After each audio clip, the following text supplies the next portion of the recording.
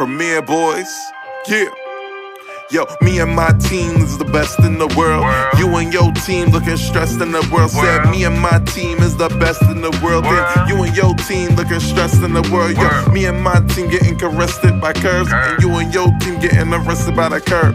Me my nigga, oh, he ain't do shit except the robbery, nigga. He gon' do 6. Come through, bitch styled up with new kicks, pay flow ho, and I come with 2 chicks. Cause me and my team is the best in the world. Me and my team is the best in the world. Said me and my team is the best in the world. Best in the world, best in the world. Got a star on the sky, gentleman on the cup. And I know my team burns, we got sand in the cut. Ow. Premier Boyz.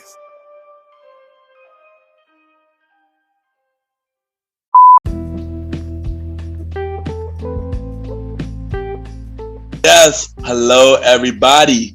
Welcome to the Premier Boy Podcast. This is your boy Ken, aka MrGentleman. And you already know what it is. It's your man Aaron Sands. We back again. The freshest podcast in the fucking game. You already know what the problem is. It's Wednesdays. It's the Premier Boyz Podcast. Welcome. That says me, the star Roddy Rod. I'm back here. It's going on another week of Premier Boyz Podcast. You. There you go. Mm-hmm. And we are back on the Premier and we are back on the Premier Podcast. Long live the Chief Malimal is not here at the moment. He's doing father duties, but he should be here soon, hopefully. But we are here. No, I hope I know you're probably missed it because we didn't put out an episode last week. But yeah, we are back. Yeah, question: How y'all been? How y'all doing, bros? Well, it's been good to have that week off, man. Get to spend time with the wifey and everything like that. Get back on these solo projects that I've been working on. Prepping for season 4 of King Talk coming soon. Yeah, it's been a lot of things going on, but I've been trying to keep in good spirits and be on a great note. One thing I gotta mention, guys. I got a question to you. I got a question to ask y'all real quick. Right? Already? Oh, all right. I got a question. Would y'all trust DJs, right? If they didn't have Jay-Z and Desperado? No. Would you trust them? Like, if you ask them, like, yo, I know what you got, I know what you're playing is lit right now, but you got some Jay-Z and that shit, and they tell you no. Would you trust them? Like, would you trust them in life? Nah, not at all, son. You should definitely have some Jay-Z in your collection.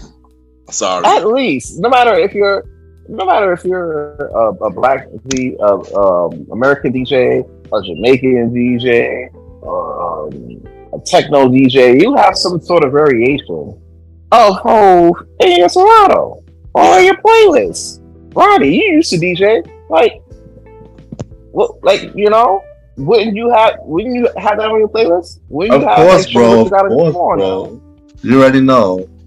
But a lot of people, a lot of people don't even rock Jay in the parties at all these days. Like, really? That's not true.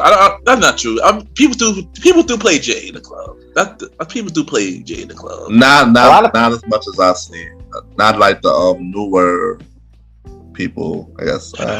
That's sad, Joe.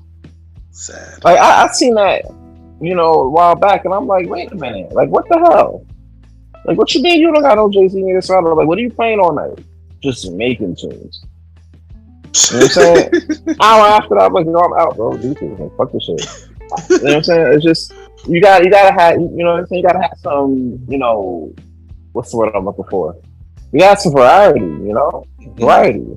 The spice of life, But that's not what I'm even mad about. You'll see what I'm mad about my packet obsession. I Roddy, how you feeling today, man? Feeling alright. You already know. I'm kind of mad because I can't get into my Instagram right now, and I'm getting calls and texts that this guy's over here harassing people on the friends list. Hey, that's rough. Yeah, that's crazy. So I ain't gonna hold you, man. That crazy, yo. How I'm feeling? I feel alright. I was inspired this weekend. Speaking of Jay-Z, went to his thing at the Grand Army Plaza News, library and stuff like that. And yeah, it's really dope, man, that he getting his flowers. Which I got a question about Jay-Z too when we get to the question of the day. But yeah, I just say that seeing that exhibit really made me a lot more inspired. I say that. That's what's up. I'm all for, people getting the inspiration and getting ready to try to like do different shit, we were talking about that in the last episode. Facts. Yeah, but there you go. So I'm saying, you mentioned that you gotta pack it up. Who gotta pack it up this week, man? Alright, so real quick, this one I'm gonna give a quick shout out to the homie long-lived chief, the tribal chief, Malimal. Bro, this is what happens when you don't show up to work. We gonna pack up Mariah Mills. Oh, okay. Right the fuck now. Right? Now, if you've been following episodes of the Premier Boyz podcast, we're on all streaming platforms except for Spotify at the moment. Every Wednesdays at midnight, you'll know in the Chief's segment Out of the Sky, right? He been covering the curious case of Mariah Mills and her ongoing delusion with Zion Williamson, right? Delusional. The utter delusion, right? I can't understand it. So basically, long story short, I'm not even going to bore you with the details. If you looking for the backstory for all of this, check out the previous episodes of Premier Boy Podcast on all streaming platforms except Spotify at the moment. Mind you, at the episode that is 20 minutes out of the sky. Out of the Sky is really like 20 to 30 minutes long. It's like a bloodline segment. That's a fact. Continue.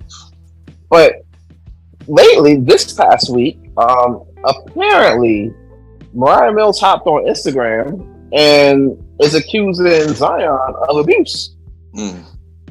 She had a post saying that post was a picture of a woman with a man's hand over her mouth with certain phrases that are pretty parallel to things that would be said in an abusive situation. Also, for context, the lady's face was bruised and battered like she was just in a kerfuffle. So basically, she's going out on a limb and stating that, now Zion abused me. He put hands on me. I want my fee. And honestly, this all comes down to money. You know what I'm saying? So you think about it, right? He's talking about she's going to expose more stuff about him and everything like that. So yeah, it's just a big ball of fucking embarrassment for this broad, bro. Like, it's one thing to be delusional, but it's also another thing to be, vindictive. So dude didn't want to mess with you, right? You was a smash down, right? You was out here being a smash down, which happens. And he was giving you some bread, right? And you're like, I'm getting bread, but then he's dealing with this new lady who happens to have a kid, Bob. Which, by the way, you doing all this fucking, but you ain't making the physical therapy or practice for the Pelicans. I'm still mad about that shit. I ain't even remotely mad about him just having sex. But I'm when I was 20 and I was out here in the streets, I was having sex. Now I wasn't, getting the bag like Zion, you know what I'm saying? Like, but I was still average nigga catching bodies, you feel me? So anyway, I'm not mad about the whole sex part. It's just the utter delusion that some people have when it comes to shit like this, I can't understand it. I can't accept shit like that. So basically, she then came out and spoke about how she gonna release sex tapes on Zion and everything, and she wasn't getting no attention off that. She wasn't really like getting any attention from him regarding that. Like, she was expecting like, if I put out all of this stuff, that he gonna eventually pay me because I want him to pay me, right? But that didn't work. So what's next? When that doesn't work, what happens next? Oh, now he abused me, which is totally fucked up because you got people out here, you got ladies out here that are actually getting abused. and were abused. But, you know, with all of the false accusations coming out, you know what I'm saying, with other people, you know, nobody tends to believe them. So now, because you want to be selfish and you trying to catch the bag because your box dried up from your PSAR career, now you want to sit there and claim DV and effectively, you know, make light of actual people who were abused. So let's be real, you're not really concerned about people about domestic violence or anything like that. Fuck no. You're concerned about yourself, your BBLs, the white D you be sucking on. You feel me? On because you don't be fucking black dudes like that. Let's be clear. Wow. Yeah, she'll be fucking black dudes. You know what I'm saying? She may have like 1 or 2 tapes, but it's mostly like white. You know what I'm saying? Alabaster white dudes, bro. You know what I'm saying? And she's worrying about herself, and yes, in her self-delusion. Especially if she don't think she's gonna come up on the back of him this way. It's gonna just make her look more crazy and drop her X videos right now. So for you being in a state of delusion, a world of confusion, you know, mad because Zion ain't giving your pussy contusions. You feel me? Like, for all of that, yeah, Mariah Mills, you get packed the fuck up this week. Roddy, go. Man. G. Louise. There you go. Roddy, go. Basically, what I don't like this week is the fucking lack of social media security, man. Like, yeah, you're out here, and these freaking guys in other countries could easily come in and freaking take your shit. Over here, like, you know, you get the alerts sometimes late, you get the alerts sometimes not even at all. They're still able to come to your account, and then you're writing on social media support, and it's basically like talking to a wall. Like, you're doing everything they want, but the hacker got more power than them. I don't understand how that is, but basically that's basically what I don't like this week, yo. Swear. Yeah, and I'm not gonna hold you, Roddy. I agree with you on that, and it sucks that, you know, it happened to you. You know, so yeah. I was afraid that was gonna happen to because you know Meta's connected to everything. Yeah. That's true. Yep. I was afraid it was gonna happen to Facebook and the other Instagram account I had, and maybe even WhatsApp. Yeah, because sometimes it does. Sometimes I know people who got hacked, and everything got hacked from you know, IG to the Twitter. I mean not Twitter. I mean Facebook, the WhatsApp, stuff like that. So it is possible. It is possible. But I agree with you. I think the security got to do better, because not right. Shoot, Mark Zuckerberg need to start focusing on his beef with Elon Musk and work on your social media security, yo. Nah, fuck all. Let them fight. Let them do this shit though. That's why they got a whole IT team. I saw him in the gym with Israel Adesanya and like mother dude. And your man is looking out like he's about to lose business. I don't know what that old ass Elon gonna do, but he gonna have to do something. I don't know who he in the gym with, but he gotta stop eating them potato chips or some shit. Mark coming for that ass, bro. He coming from like put the T on some Hogan shit. Oh, Hogan, we coming for you, nigga.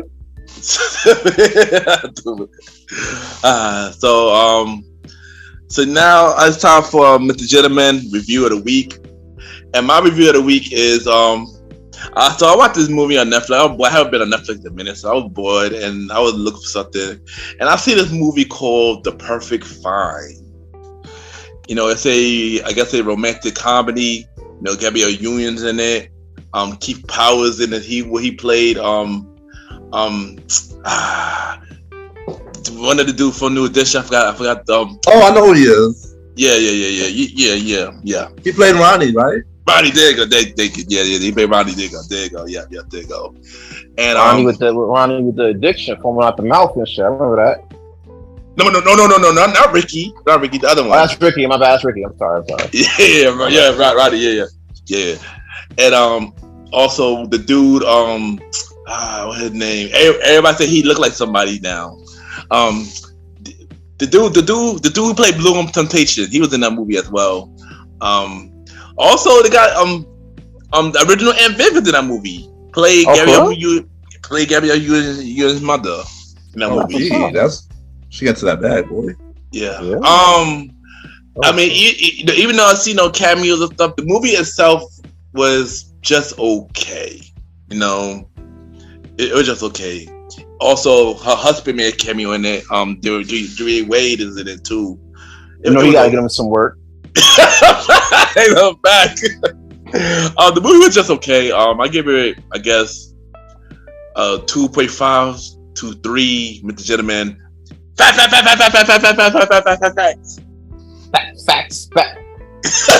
Yeah, boy. For the half one. For the 3. For the 3. 2.5. Fact. There you go. It's not a great movie, but it's an alright movie. I mean, yeah. That is this week with the Gentleman Review of the Week. True. And y'all already know it's everybody's new favorite segment. It's time for what is in your headphones. So what y'all got in your headphones this week, fellas? All right. So as I've been sifting around, right, through the past couple of weeks, I've been on my like 80s shit a little bit. I'm not gonna lie. I've just been kind of like on some Back to the Future type shit. There was stuff I did here. Out of Time was one of the things I heard on my Spotify. This week was pretty cool. But right now, what's in my headphones at this very moment? Money Trees, Kendrick Lamar, baby. That's a dope song. Money Tree, Kendrick, J-Rock. That's my go-to was one of my go-tos when I'm doing like my cardio, part of my cardio mix. And I'm getting running, you know what I'm saying? Yeah. I'm making my moves out here, so there it is. Yep, there you go. And what about you, Roddy? What's in your headphones this week? I ain't gonna lie, yo. I was listening to some Eminem. Oh, wow. The ones that I like. Lose Yourself. The Band. The Real Slim Shady. Bad versus Evil. Fastlane. Yeah. And I was also, regular stuff like They Don't Know, John B. Act Bad, Diddy and City Girls. Yeah, that was in my headphones this week. Wow, you got the City Girls up in there, right? City. Act up before you get smacked up. Don't end up in a casket. Cigarette ashes. Right. Shout out to the bro. Fact. Long live the Chief and the Star, Roddy Roddy. Y'all get that song. I'm not sure you can listen to it now because it's not on that piss is going, but yeah. Oh, I see that piss. Memories on me. I see that piss, my boy. Yeah, recipe that piss, man. All of the tapes on there, man. That's a fact. Memories, they're what people do. There you go.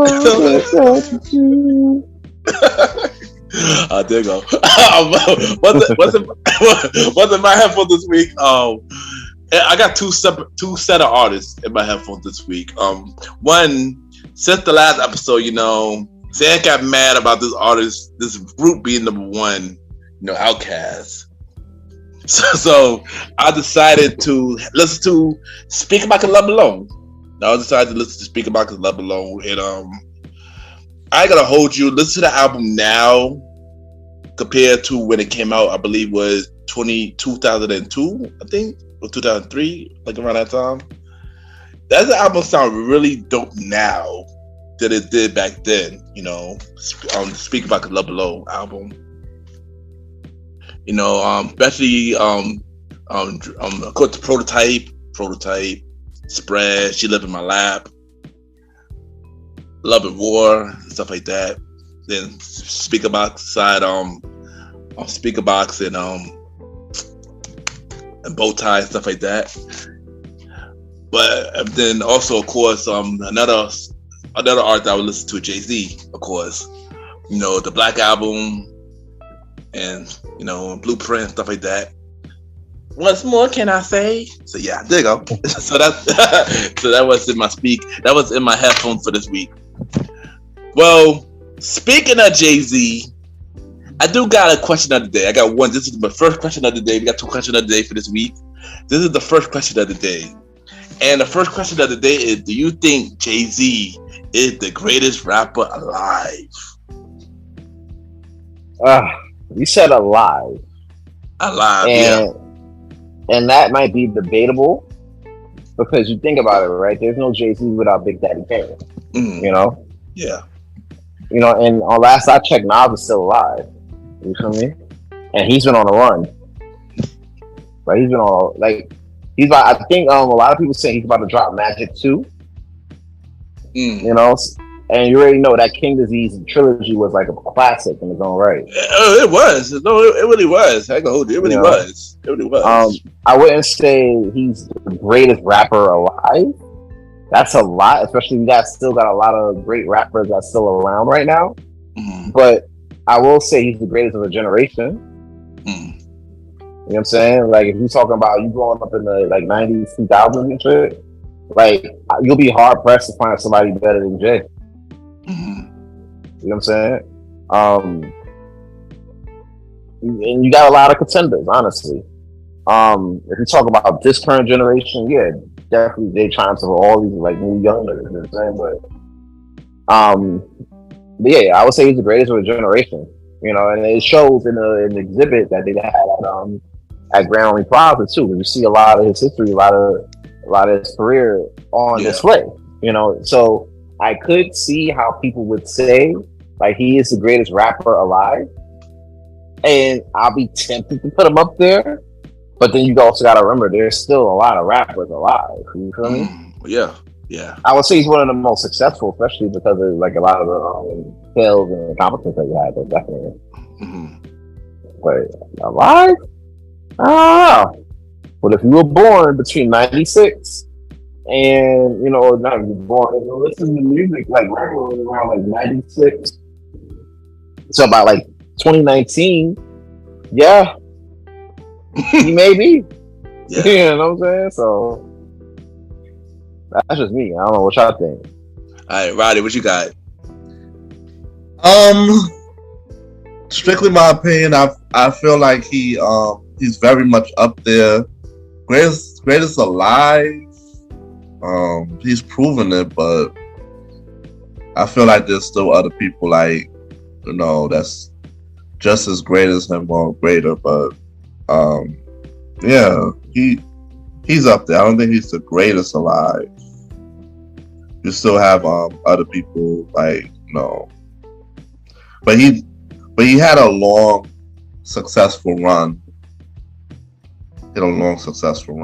During his Mayday of 96 to maybe 2007.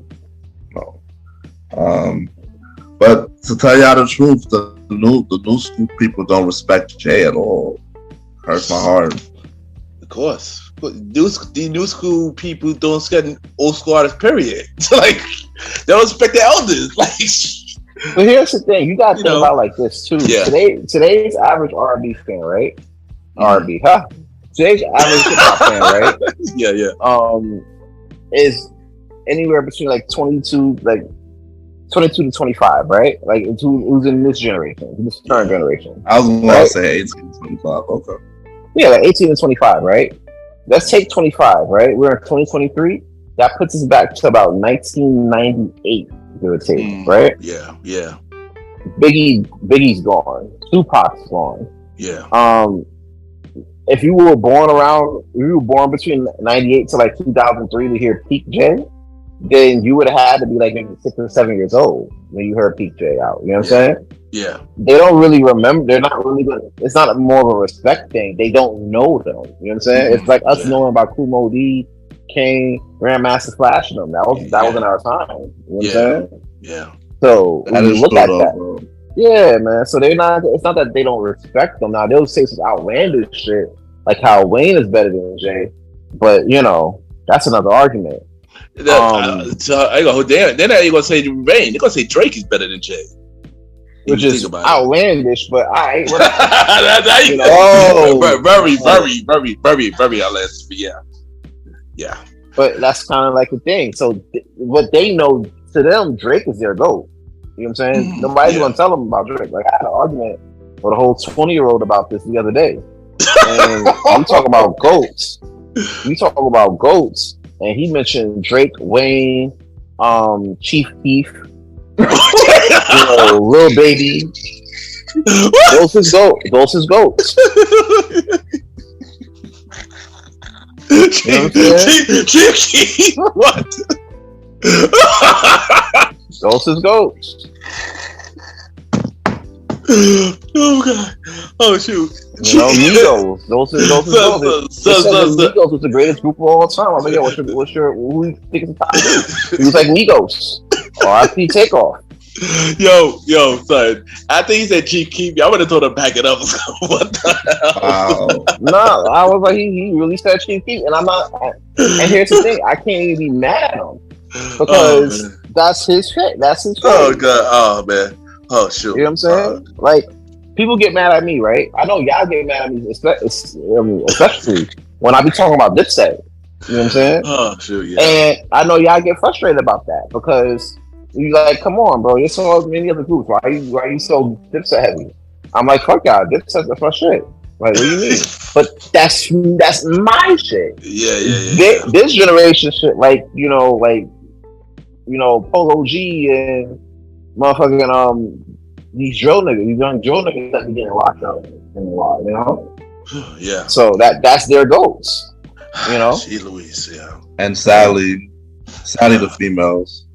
Oh, gee Louise. The females out here, the females, they're like Cardi B. They think Nicki and Cardi the GOAT. Yeah. And that's unfortunate when we got so many other better female rappers out right now. Yeah. That don't really get airtime because they ain't talking about popping pussy. Yeah. Everywhere I go, I pop my pee.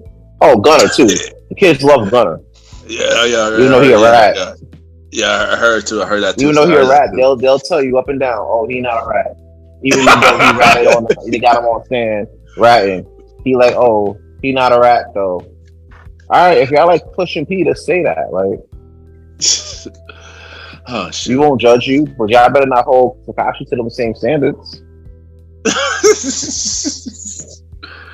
Oh shoot. To answer the question about Jay-Z the greatest alive, I mean, he's up there. He did a lot. I mean, at this point, what else do you really have to prove? I mean, so seriously, he really did a lot. Like, but I do agree with y'all saying that it's through others out there that that could still surpass him. Kendrick could surpass him. Mm-hmm. J. Cole could surpass him. Mm-hmm. Even y'all go. Even y'all go. Drake could too. And I say he is because, oh god, that'd be embarrassing. Come on, son, like, really? right? But Jay-Z, but Jay-Z definitely one of the greatest in the generation. No, I agree with that. And yeah, there you go. What Here's what I'm saying. The same people that think like Drake is their GOAT is also the same people that didn't live long enough, wasn't born when Jordan was playing, was barely a baby when Kobe was playing, and then they grow up and then they just grow up to say some dumb shit like, "Oh, LeBron's the GOAT." That's a fact. Even though he lost 6 finals, and the 4 that he did win, he breezed for the Eastern Finals because he played teams like the Magic, Piston, and the baby Dinosaurs, the Raptors. So yeah, the same generation that think Drake is the GOAT is also the same generation that think LeBron is the GOAT. So you can't. There's no arguing with that, really. It's it's a generational gap. It's a generational gap. Yeah, it is. Doesn't make it right, but it is what it is. Yeah, it is. You're right. So I got a follow-up question before we get to the next question of the day, brought to you by the Star Rider Rod. But my second question for this 2-part question, I'm just saying, after this, Grand Army thing, tribute exhibit of Jay-Z, do y'all think Jay-Z is going to come out with an album And if you think he's coming out with a new album, do you think it will be his last? Yes and no. I don't think it's going. I think this may come with an album, or just may something that it may be something that just just to give him his flowers, because it is BK after all. You know what I'm saying? So yeah. Of course, we're going to show love to our greats. An album should, if they play it right, an album would be in the works, and I wouldn't even be mad at it, especially when you got Nas considering a drop of his own, you know what I'm saying? And those two always have a friendly competition. Yeah, I mean, they good now. They're friends now. No, I know they're friends now. There's no beef, but I'm releasing albums.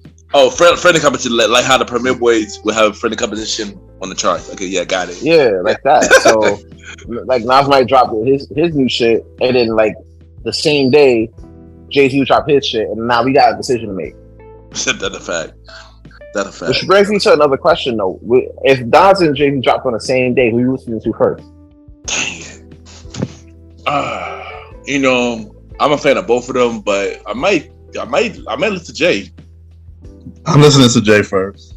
I mean, I'm a fan of Nas too, though. That's the thing. But I definitely might most likely listen to Jay first, though. I ain't gonna lie, I would too. I was going to see what y'all say. I know, so. Alrighty, what about you? Do you think Jay could come up with a new album? And if so, do you think it will be his last?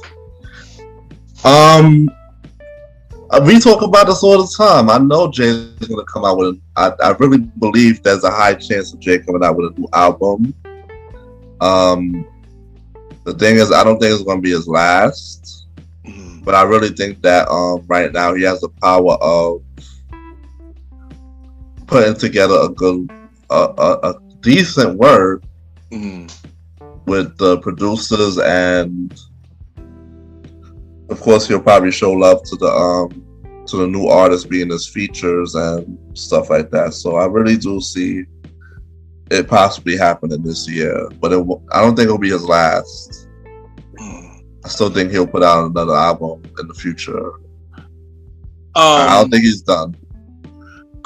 For me to answer this question, I thought about this question yesterday. At first, yesterday, I thought it was going to be. I feel like after the scene exhibit, I thought it was going to be last. In my feeling. Now, I don't think so now. I do think he is going to come out with a new album. Because if you notice the pattern, you had Beyonce Lemonade. Then you had 444. Then you have them doing it together. Then you got Beyonce got Renaissance now. I believe Jay-Z might be next. Jay-Z definitely might be next, especially with this exhibit. I believe the album probably gonna be called Hov Did That, because that seemed like the phrase that going around, or the Book of Hov. Since those two seem like those two phrases going around, I'm gonna think that might be the album title. But at first I thought this would be a last, but now I don't think so no more. I think he's still gonna come out with a new album. Won't be his last. I'm pretty sure he's gonna work with Timbaland. He's gonna work with Swizz Beatz. He's gonna work with Pharrell, Rick Rubin as his producers, most likely. All right, Just Blaze too. Just Blaze and that other guy, I forgot. Young Guru.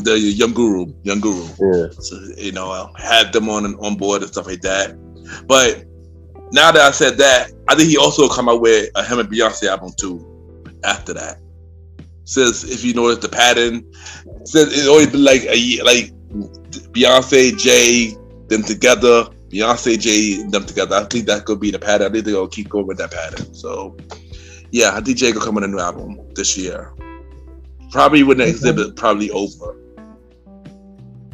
So yeah. And it's crazy part of a listening party. That should be lit. So. Yeah, that would be lit. In terms of Roddy saying he gonna add new artists on it.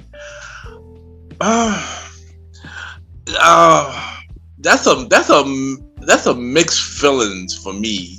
That's a mixed feeling because I'm not sure I don't know. Maybe Future. I think that's a possibility. Kendrick, J. Cole, and I can't that's just me though. I can see a Jay-Z and Lil Baby. I can't. I'm sorry. I can't. I thought I could. I don't think I could. I don't know. I can't. But I don't not think I the could. I don't see neither. Neither the baby. So Neither. I mean, Megan seems more likely because she on Rock Nation. She seems that seems more likely. Nicki, yeah. Even Cardi B, but yeah. Why is so sad? Don't be surprised if Lola Brooke pop up on there. Oh, that's a possibility. That's a possibility. That's a fact. That seems more of a possibility than anything, honestly. With him and Lola, that seems like a possibility than anything. Even Scarlett too seems like a possibility. Maybe. It's possible for her because I can see that. Yeah, and by the way, I see her live. By the way, recently when I went to the Big Three, IQ basketball organization that happened like 2 weeks ago. You know, he was there. KLS1 was there. MOP was there. Ja Rule was there. Oh shit! It was mad people. I know it was like a celebration of 50-year hip hop. You know, IQ came to New York. For the Big Three. Shout out to IQ for the Big Three. So yeah, Roddy. So you got a second question of the day. This is your time. Do you think that male and female could be friends? And explain. What's up? Yeah, it could, as long as things don't get like sexually dicey. I'll explain. Right. I know the theory always goes men and women can't be friends because if men always have a have it in the back of our minds that we want to clap our friends, right? And in some cases, that's just not true. You can be friends and actually be friends. Steve Harvey would be talking shit just so I could buy his book. So I don't you know how I feel about that shit. But yeah, man, like honestly, so they could be friends, but yeah, as long as there's no sexual like tension or anything like that. If there is, then that turns into something else. Now you're talking friends with benefits, so that's kind of a thing as well. But yeah, if you get sexual stuff aside, yeah, men and women can be friends, especially if you have like similar interests and everything like that. Of course, there's a lot of female friends I have right now that I'm cool with, that I got mad love for. But I don't see myself, clapping them up. You know what I mean? Not especially now because, me being the loyal husband. But even before that, even as a single dude, I'm like, nah, because you my homie. You basically the bro. That's a fact. So, what do y'all think? I'm gonna answer this next. I think it depends. I mean, actually, I do agree with you though. I feel like men and women can be friends as long as no feelings are involved or anything sexual and stuff like that. I agree with that 100%. Just like saying, I do have a lot of female friends, and a lot of them are not attracted to them in that type of way. So it's stuff like that. I mean, of course, there's probably a few, but they would never know. But even with that, I could still be friends with them as long as that you don't act on those type of on those feelings and stuff like that. So to answer the question, I do think men and women. Excuse me. That's crazy. Men and women can't be friends. Damn it, bros. What do you think? What do you think, Roddy? You asked the question. Men and women, but from my personal experience, it depends on when y'all meet and what's going on. Like if y'all meet in let's say y'all meet in a work environment and you're both, or a school environment, and you're just both not attracted to each other, and maybe she got a dude and you got a shorty, and it just make it clear that you don't have no attraction to each other from jump, then a friendship can commence. And as long as things don't stray away or changed from there over the years, then yeah, man and female can be friends. I mean, in my experience, I noticed that I be trying to get at shorties, but they end up being friends with me instead of just rejecting me flat out. So I just end up respecting it and just be friends because in my eyes they are still cool females. But at the same time, I was looking at you ever heard of Fit and Fresh podcast? I ain't heard of them dudes, man. There's some lame ass dudes, so. I heard Nah, them, that ass. There's some lame ass dudes. I heard them, but I never really cared to listen to them. But yeah. Yeah, they said that two people are lying to themselves because if a guy, let's say the guy had a chance, he would smash his friend, you know, and that's what, or the female would take a chance if she's basically in between dudes or something. But I don't fully agree with their terms. I just wanted to put that out there. That's why I got the inspiration for this question. You better not agree to them because their terms did not make sense. And even then, I heard a lot of stuff about them. To be fair, like I did hear a lot about like this stuff too. A lot of times, I don't even know what they be talking about. So I can't really take it like that seriously. But shout out to them though. It seems like they got a lot of success in whatever it is they do. Yeah, same. Yeah, but I'm not gonna hold you. Sometimes it does get me as a what if though. Sometimes, you know. Oh yeah. Sometimes. Depending on what it is, not in smashing part, not sex or not like that, but just like a what if, you know, but scenario. But I do feel like men and women could be friends as long feelings do not get involved. Yeah, that's a must, man, because it gets crazy. Yes. Once that line is forced, right? Because now, like, what do you do with that? Like, do you go back to being friends, or do you pursue? And even if you pursue, do they even feel you on that type of timing? Facts. Yeah, but it makes things very messy. I mean, we all watch. Exactly. Nothing. We all watch it happen in real life and on TV. Happen in real life. That's crazy. I had to reference real life because I was about to shout out a show, but there's a TV show. No, it happened in real life. So I've been in those scenarios, you know. So it's not cute. It's not cute. Trust me, not cute. So like, you know, it's like sometimes maybe even if the female likes you over time, maybe she may push for sex for the relationship after, and then. And sometimes that is the case because sometimes we develop like whatever, not on our part but on their part too.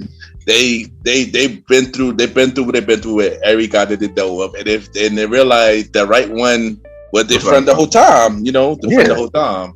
That could happen too, though, you know. And sometimes you deal with somebody, right? You can be already friends with them, and then you deal with them, and then you realize, all right, you know, there's some good things about it, but there might not be a lot of good things about it. Yeah, so exactly. You don't do that, but then you still remain cool because that doesn't fuck up the friendship. Exactly. So you wanted to see. It's like you trying chocolate ice cream. Test the waters, basically. Yeah, you'd be like, I don't like it. You put it back, but if you like it, then you get a scoop. Yeah, like your expectation is mad high, but when it actually happened, it's not what you thought it would be. So the best thing to do is resolve to where y'all which was friends, and that's not even. I mean, as long as it don't on messy terms, as long as it don't end on bad terms, you know. Yeah, sometimes in some cases that's not always the case. Sometimes it doesn't on bad terms, and you can't really fix that, and that kind of sucks. Yeah, but you know, So that's the risky part. A lot of people don't get into that in the first place because you don't want to lose a friend. Yeah, because if it does fuck up, then it's like, you know, because you know who you are in a relationship. You know what I'm saying? Yep. And then now the next question is, do you want to put you're best see through that. Exactly. But I ain't gonna hold you, Roddy. This was a good topic, son. This was a good topic. Yeah. Thanks, man. Thanks, bros. It was a good question. It was a good For question sure. today. So now it's time for the pre-group, aka news that matters. some more news that matters, I should say. Some more news that matters. And the first news that we're gonna talk about, we spoke about this a couple of episodes ago, but now we could officially confirm this. Ryan Seacrest is the official host of Wheel of Fortune once Pat Sajak retired next year. Wow. How do y'all feel about that? Roddy, go. Oh wow. The freaking thing of the show, the tone of the show will be so different. I mean, Ryan Seacrest to do it, like he hosts all these jobs and whatnot. It's gonna be a totally different show. It's gonna have a totally different feel to me. Just because he's doing it. Yeah. For me to answer the question, that because I think I know what Sam's answer is gonna be. So to me to answer the question, I do agree with Roddy. The tone of the show is going to be completely different. Just like how Jeopardy is now with Ken Jenner, it's going to be the same way with Wheel of Fortune. It's going to be a completely different show. It's not going to feel the same. And I mean, good for Ryan Seacrest, but yeah. I'll probably be curious. I'll probably watch one episode to be curious when he does be on it. But other than that, I mean, good for him, I guess. Yeah. Sans. I would rather watch, right? They bring back Pat Sajak, but like an AI. Like an AI Pat Sajak before I go watch a Ryan Seacrest. Like, my guy, how many jobs do you gotta have? Everywhere I see you, you working on something. If it wasn't Kelly, if you didn't fuck up the ABC morning show with Kelly Ripa, it's you on E with the Kardashians or the Kardashians or whatever the fuck. If it's not that, then you on the radio, especially like in Hudson Valley, like in the morning, they be playing his shit. That be he in Hudson Valley too. He also on Z100. Okay. I just say he on Z100 as well. I just say it. And now you telling me he gonna be on one of the most prolific game shows in history? Nah, I'm good, bro. Like, I'm good off Wheel of Fortune. And don't forget, he's doing Idol as well too. So on top of all of that, he's doing Idol. Jeez Louise. Bro, that's too much, bro. Like, nah, you would think he had the same amount of kids in the canon the way he working. That's a fact. Right, come on, bro. Like, leave some of the job for the brothers. Like, yeah. But like I said, Ryan Seacrest is the host. Wheel of Fortune in 2024. Wheel of Fortune confirmed it. Ryan Seacrest confirmed it. Yeah, like carry on. Next, we got everybody's favorite guy. We got the young generation GOAT. We got Drake. And to be clear, I'm talking about real Drake, not AI Drake. Real Drake. Real Drake have a new album coming out called For the Dogs. It's no release date as of yet, but it's got a title. And also, I also could confirm that Nicki Minaj will be featured on his album as well. How do you feel about Drake's new album called For the Dog coming soon? I ain't gonna hold you. I'm definitely looking forward to Drake's new project. I mean, I like the trilogy that he had with Certified Lover Boy, Nevermind, and Her Law. So, it was pretty good work, on his end. I know he's doing a tour now. Oh yeah, yeah. So you're probably going to hear an album drop probably even after that, and then see what's what, and then go from there. But I'm definitely looking forward to seeing a new Drake album though. I joke on him a lot on the pod, but he's definitely one of the top MCs out here. News sexual, man. He is news sexual. That's a fact. He is. He is. Yeah, you already know. All right. What about you, Roddy? Man, I'm ready for new Drake. Ready? No. He gonna mix it up. He gonna do everything. Let's see what direction the album goes. More than likely, it's gonna be a whole rap and R&B genre, right? Well, hold on. Let me answer this first, and I'll tell you what I think it is going to be. I'm curious about this album, actually, especially with the title "For the Dogs." When I think "For the Dog," it's giving me R&B vibe. It give me R&B Drake. It don't give me rap. For the dogs. For the dog, yeah. Meaning for the dogs, meaning the guys that like in for the the doghouse. homies. And I think it's more towards. I think it's more towards for the dogs for the ain't dudes. I think that was for the ain't shit niggas. Yeah. That's why he gonna be talking shit here. He gonna be talking some shit. Yeah, that's what I'm saying. That's what I'm saying. I think this might be an R&B or it could be mixed. I think it could be mixed. It could be mixed R&B. It could be mixed rap. Mixed rap. They didn't say if it's going to be a rap album or R&B album. I'm guessing it's gonna be mixed because the Hellman's 21 was a rap album. The Honestly Never Mind was an R&B album. Well, that was a house music album. let it be clear, that was a house music album. And Certified Lover Boy was definitely a rap album. So this might be an R&B album, I guess. I don't know. What y'all think? What y'all think this album gonna be? It might be like an R&B hip hop album. We talking about For the Dogs, like. You know what I'm saying? He's talking about the ain't shit niggas. I feel like Drake gonna really talk the shit. So I can see this being a hip hop album. I'm curious to see who he's gonna have featured here though. I just know I just heard Nicki Minaj. So far I just heard Nicki Minaj the only person so far. Yeah, that's all I know so far. But there's no scheduled release date for a year. Nope, no release date as of yet. I'm guessing probably this year since saying that he is on tour, so I'm guessing this year. Probably I would expect it in the fall. For probably around the same time Nicki come out. That makes sense. Which is the next topic, because we talked about Nicki having a new album as well on this show a couple of episodes ago. Originally, when I now said Nicki was having an album, I said that she'd come out with an album in October, but with no title for it yet. Now I could confirm that it does got a title. The title is called Pink Friday 2. Okay. Yeah, the album called Pink Friday 2, and it's coming out in November, which I believe 10 years ago, the original Pink Friday came out in November as well. So I guess it's like a anniversary type of album, I guess. So yeah, her album come out in November. And if I could predict with Drake album coming out, I'm saying his album coming out in October around his birthday. Just to give that prediction. So I mean that would make perfect sense, His album should come out in October, hers in November. Yeah. Wayne probably come sneak around probably December, who knows? Yeah.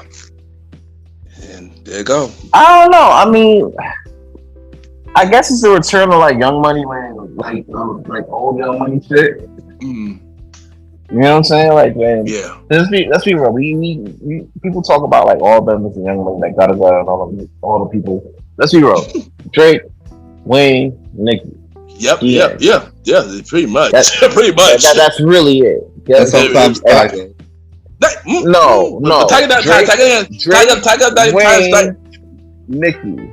Tiger not in Young Money no more, so he's not in Young Money no more, so he not even included in this conversation. That's what I'm saying. Drake, Wayne, Nicki.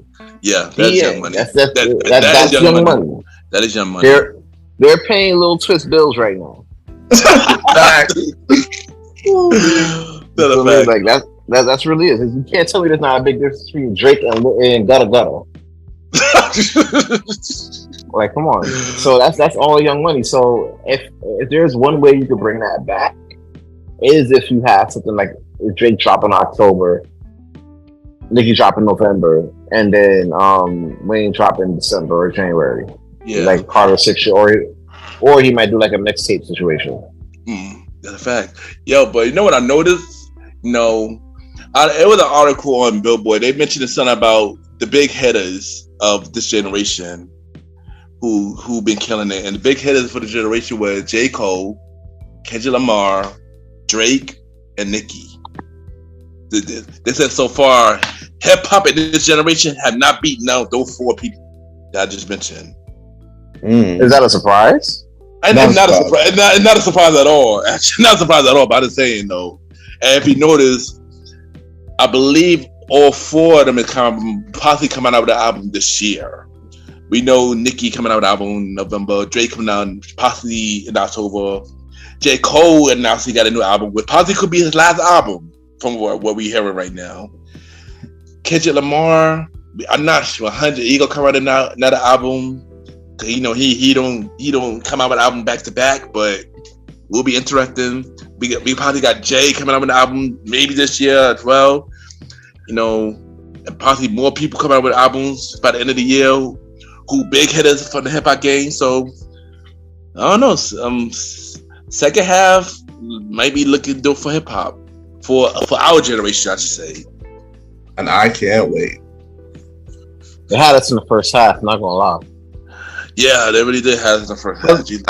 But remember, we have a Snoop Dogg. I'm waiting for him to see what he's gonna do with this Death Row label now. That's a fact. I'm curious about that too.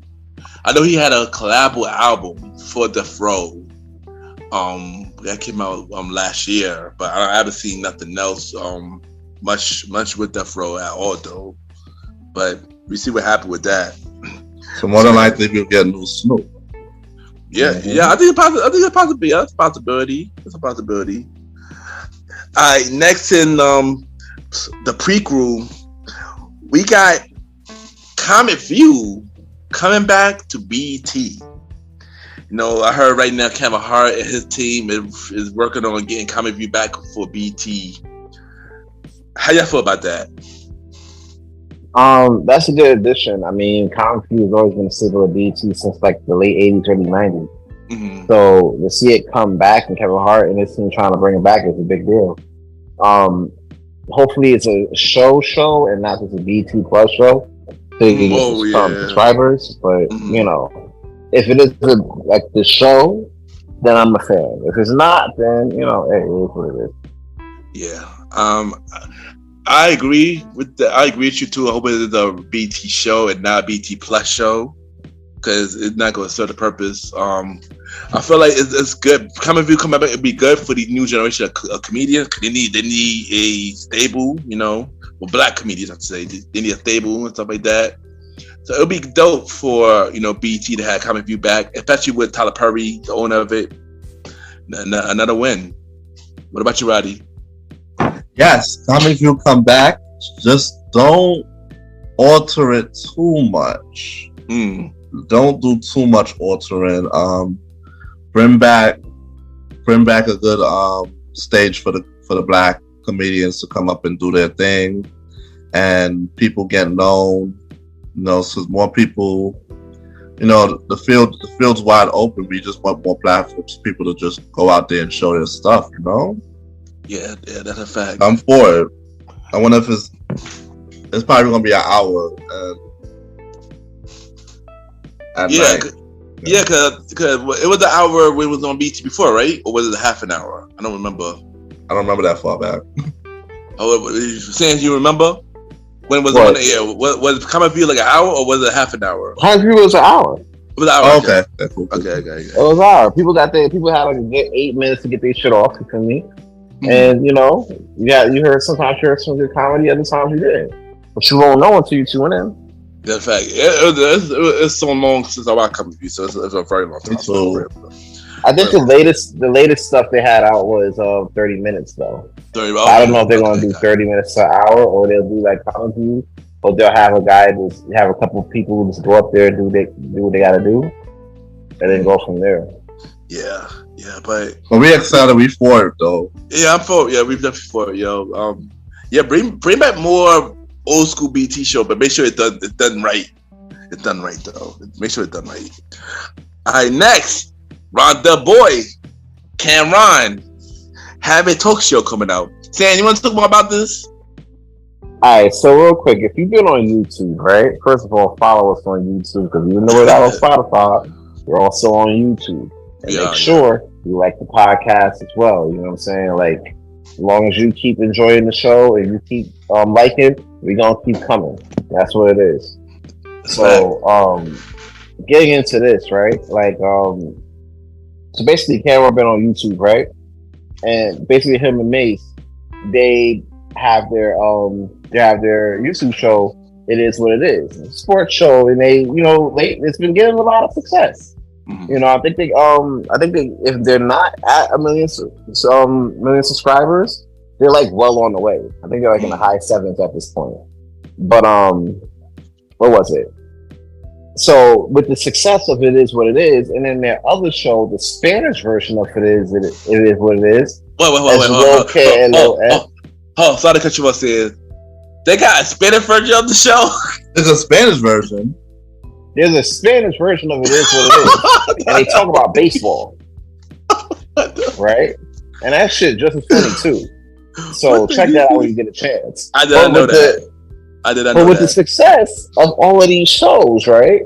It also comes with it also gave Karen the idea of doing another show, and this show is entitled "Come and Talk to Me," and it's actually like a talk show format where you bring on guests and they talk about their shit. You know what I'm saying? Cam try to help solve their problem. You know what I'm saying? I think he had a trailer on YouTube, and it basically showed it showed him talking to this couple, and the couple, one of the guy that was in the couple was handicapped, like he couldn't walk. You know what I'm saying? And then he was telling them like, "Yo, you gotta get some toys or something. You about to lose your girl, like, you know." So it was funny as hell. So if you like It Is What It Is, you gotta check out Come and Talk to Me when that come out this fall. But I want to ask you guys, what's your thoughts on that show? And all y'all gonna check that out?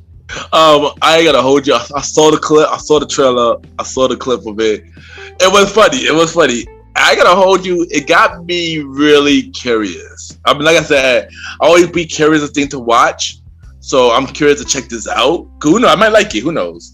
So I'm curious about it. I'm curious about it. Yeah. What about you? I don't know. Cameron trying to give people advice. Let's see how it goes, man. But from the trailer, it does look interesting. It look like something I'm definitely tune in for. So I ain't gonna knock it. So here's my question. What channel or what platform is it going to be on? It's definitely going to be on YouTube. Oh, okay. It's a YouTube show. Okay. Oh, wow. It's definitely a YouTube show. Like I said before, they're getting a lot of success on the other two YouTube shows. It Is What It Is, and that's all KLOS. Yeah, I was hoping maybe it would be on a network TV because people are struggling right now. They need something on TV for the fall, but we'll talk about that a little later. But hey, listen, if you're struggling to watch some shows, you tired of no Chat GPT shows, come watch YouTube, man. That's what I be doing. I be watching YouTube. Yeah, I do too. And y'all go check out the Premier Podcast. We do here. We do here as well. We all do YouTube as well. All right, so next we got this old school movie that about to come out really soon called Good Burger 2. You know, y'all already know Kenan and Kel come out with Good Burger 2, and I could say that they're about to come out. I know they don't got no exact release date of coming out, but they are definitely coming out this year. I'm gonna take a wild guess to say the fall. But here's the thing: they got some returning cast members coming to this movie. They got Lloyd Beth Denver coming back. They got Josh Server coming back to the movie. Also, Carmen Electro replayed her role in the movie as well. As well, yeah. So that's a few names that that's announced for the movie. I can tell you a little plot about Good Burger 2 from what I know. So from what I heard, they're saying that Kenan character left Good Burger and he came back a couple years later to rejoin them to help them out. Also, what instant is Ed got a kid. Oh shit! Yeah. So and stuff like that. So as y'all know, Good Burger go be on Paramount Plus, I believe. Definitely this year. I'm gonna say the fall. What do y'all think about? Are y'all excited for Good Burger 2? I definitely am excited for Good Burger 2. I can't wait. I was a big fan of the first Good Burger, so and also with Kenan and Kel as well. Like, I like their dynamic. Facts. So yeah, like I'm definitely looking forward to a new Good Burger, man. I can't wait. Yeah, me too. What about you, Roddy? I am definitely looking forward to Good Burger 2, yo. I'm a fan of the first one, so yes. Let's go. So you already know I'm definitely a fan of Good Burger. I'm a fan of Kenan and Kel. You know, we spoke about Nickelodeon on With the Gentleman Like the podcast, and we about to do that again. But Good Burger 2, I'm excited for it. Especially seeing a lot of people coming back. Lord Beth Denver coming back. Josh Serber coming back, and Kamala. Yeah, that's a big deal. I'm excited for it. You know, they're playing Good Burger a lot on Plural TV right now. So check it out. Get fresh in memory, yo. The Good Burger 2 coming out. I'm excited. I'm excited for the plot too. When I read the description of it, I'm like, wow, it's the plot. So, and also Kenan and Kel written it too and producing it. So that's a good thing too. So that's awesome. Yeah.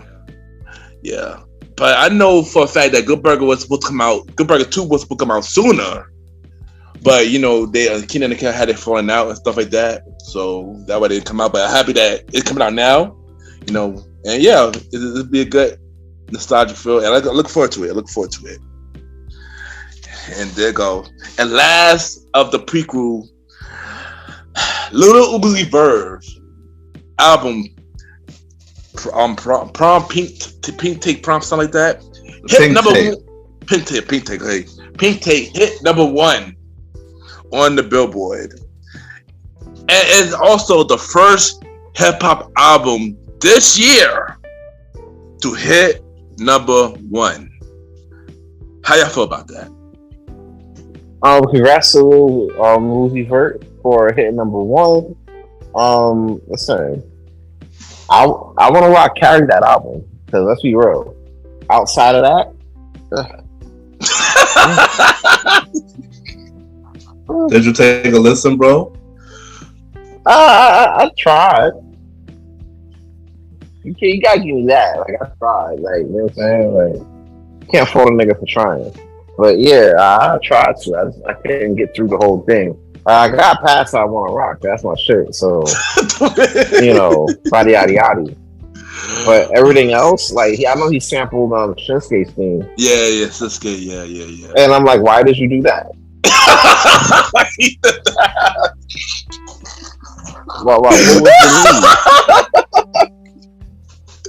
Oh shoot! Nah, for real. Like, why did you have to do that? Like, who told you? You know what I'm saying? Like, who in the studio, right, when you were doing this shit? And you asked your bros, like, yo, what do you think? And they told you, oh, it's lit. You know, all the other shit, right? Like, were you, how can I put this without being a dick? Did you just be like, okay? Were you just like, oh, okay, we're just doing this and this is fine, this is right? Or what? Like, what are we doing? Nah, seriously, what is that, guy?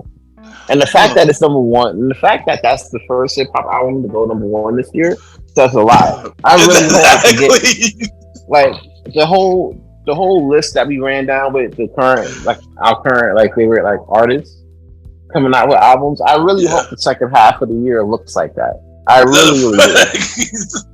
Because you can't tell me that this is going to be par for the course of 2020. Oh gosh. You know, because then next thing you know what's going to happen. Next season of Premier Boys podcast, we're going to have to sit here and talk about this hip hop dead again. Oh god! Oh no, we're laughing, but say that serious. I'm dead. Watch next year. We're gonna do it. There's gonna be an episode next year that says hip hop is that. Hip hop is dead. And I'm gonna pull this very conversation up. Oh shoot! And I'm not even gonna speak. I'm gonna let y'all have it. No. I mean, I wouldn't be surprised. I wouldn't be surprised. How I feel about Lil Uzi Vert being number 1, and be the first hip hop album this year to be #1. Oh, gee, Louise. No comment. No comment. I mean, good for him, but no comment. In terms of the album itself, I didn't listen to the album. I don't think I'm going to listen to the album. I heard people listen to the album and they got a lot of mixed reviews. Some actually said it was great. I didn't believe that. Some people said it was terrible. Some people said it was terrible. And other people said it was too much demon music on it. Too much demon. That's another thing. like, bro, we know you're not about no old demonic cult like type shit, but he knows that shit sells records. Yeah. So dumbasses will buy it. You know what I'm saying? So it works within his plan or whatever. But come on, bro. Like for real. Yeah. Hearing that part alone made me like, nah, I'm good. Hearing that part alone, like, nah, I'm good. And in terms of the Siske song, I passed. I agree with saying I got a feeling we would end up talking about his hip hop dead, because this sounded like the start of it. Roddy, go. Yo, I'm glad for Lil Uzi Vert, because I actually did try to listen to the album. I wouldn't say it's great. I would say it's a mixture of a lot of stuff. You know, me not being a huge hip hop or rock fan, I fully didn't understand a lot of the stuff that was going on. So I did skip around the album a lot, but gave it a listen. You have a lot of songs on there, like almost 30 songs. It's crazy. People out here making 30-song albums. Question, why this man got 30 songs on the album, bud? Why? Everybody's just following that formula now. My God, why? You know why I feel like people are doing that though? It's because, you know, the more songs you have, especially on like Spotify, the higher likelihood that you're able to like get on these charts. That's a fact. Especially when it comes out to like streaming, like the streaming charts or whatever. Yeah. They figure the more. I didn't think about it like that, bro. That's a fact. Yeah, you're right. It's the whole thing. So they figure like, all right, quantity. They're taking the quantity over quality approach. Mm-hmm. So they're gonna drop like 30, 45 songs on an album in hopes that out of those 30, 45, maybe 15 to 20 could stick. Yep. And if they do, they could just say, hey, this charted because of this, not because of the fact that I had like 45 songs on an album. J. Cole spoke about this shit on the offseason. Yeah. Oh, wow. And remind you, this dude had 18 songs debut on the charts. So that pretty much answers the question right there. Like, exactly. Like 18 songs debut on the charts. Yeah. And honestly, you're only going to be on the charts for like a split second. Yeah, only for like 1 week. Unless people really shaming their songs. But yeah, for 1 week. Like, wow. So that's why we have. Yeah. So that's why we have the likes of him putting out like a close to 30 song, and then other people putting out close to 30 songs on their album. Yeah. Best to do that. Yeah. And mind you, the length of music has been shorter. Yeah, exactly. Music has been under 2 minutes. I mean, under 3 minutes. I mean, take that back, yeah. For a lot of songs. When you think about it like this, right? You're coming out with 30 songs, you know, you're coming out with 30 song albums, right? Your song has gotta be about like maybe 2-3 minutes at best. Yeah. You know, can't be having 5 minutes of it. Yeah. Unless you go do a part 1, part 2. Exactly, because you know, shorter songs on album. If you had your length of shorter, if you had under 3 minute songs, it's a guarantee that you're gonna add more to the album and to the data and stuff like that. It will fit. So yeah, I guess that's a good way to do it. I guess. Yeah, but it's a smart strategy, but exactly strategy. Look at Drake. Drake always have like a lot of songs on his album. A lot of them go on the charts. He be doing that a lot. Breezy. But the problem with that shit is though, the real problem with that shit is it lowers the quality of that album. I agree. Because yeah. I don't think you can have 30 songs, right? and be like, "Oh, I got a fire album." That's a fact. That's a fact. Nah, because his mindset is if my song's on the chart, it means it's good because it means it's popularity. It don't mean that it's actually good. You know, it means that you're showing just on the chart because people just listen to the album. You know, exactly. And then you got 18 songs on the chart, but on one week, but then on the next week, that 18 turns to like 3. Exactly. You know what I'm saying? Exactly. One is a single, one is the next single, and one is a favorite off the album. Yeah, like a B cut fave. You know what I'm saying? Yeah. And that's kind of the thing. And honestly, that's what most albums where people are really scared to drop. They rather drop 30 tracks or like 20 of them is ass. You got like 10 bangers, as opposed to dropping like 12 or 15 songs that are fire. Mm. And then just putting it to the wind to see where you at. You know what I'm saying? Like, yeah. But let's carry on and let's get to the premiere news. yes. So first premiere news, we got Jamie Foxx is back. How y'all feel about that? great news. Great news, because you gotta think about it. You know, Ken says it best, right? Like you never know what people are going through. Mm-hmm. You know what I'm saying? So when you think about it, right? You never know what people are going through. So when you go think about Jamie Foxx's battle, you know, with his health. Yeah. You know, a lot of people thought he was finished. A lot of people thought he was going to make it. Netflix actually finished the whole movie without him. Yeah. You know? Yeah. And if these actors and writers keep playing, there'll be a lot more of that coming. That's a fact. Yeah, we're going to get to that a little later. Yeah. So, you know, it's good to see that he's back up and being healthy and everything, trying to get better and at least being outside. You know what I'm saying? Yeah. So it's a big deal. I'm happy about it. I ain't gonna hold you. I'm happy too, yo, because there was a lot of stuff in the media saying that he's deathbed, he's not doing well. Nobody saying that. It was a lot of stuff, yo. It was hard to believe, but thank you that they cleared it up, and he was perfectly fine. It's good to see him back and working again, you know, and I'm happy. You know, everybody should check out They Clone Tyrone, which be dropping this Friday on Netflix. So yeah, and they're not a Netflix ad, but yeah, I just want to shout out to Jamie Foxx. Happy gosh, bro! Happy that you're doing better, bro. Happy that you're doing better. Hey, what you got, right? Yo, Jamie Foxx, I'm glad he's back. Yo, like you said, like it was so much stuff we was hearing that was false and wasn't sure about, but now we know for sure that he's backing up. Commend you, man. Welcome back. You know you out here doing great things. Yeah. Facts. And he got a lot of stuff on the way that's already done. So a lot of stuff on the way. I know 2 movies that I know definitely coming out. That's already done. One, of course, is They Clone Tyrone on Netflix. They got the other movie called The Barrier. I would have originally supposed to see that movie, but we had a lot of technical difficulties doing the free screening, so it didn't get yet to happen. So he had that as well. And I know he got a couple more movies. I didn't know those the 2 movies that I know for a fact that was announced.